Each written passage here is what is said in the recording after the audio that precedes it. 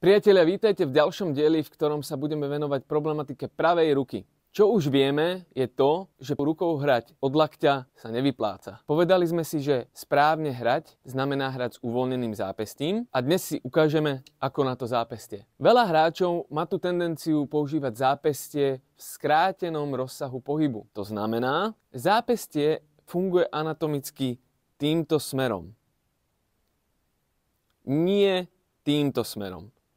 Tento smer rovná sa kratší rozsah pohybu. Tento smer rovná sa prirodzený rozsah pohybu. Takže, keď hráme, nemali by sme ruku vytačať palcom k sebe, alebo palcom hore, ale palcom do strany, respektíve dlaňou do zeme. Čiže nehráme takto,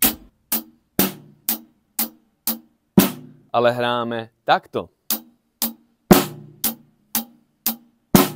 Na správnu pozíciu držania rúk treba myslieť kvôli tomu, že nám ovplyvňuje jednak tón, komfort hry a to, ako uvoľnený sa zásadou cítime. Pre ďalšie tipy sleduj môj profil.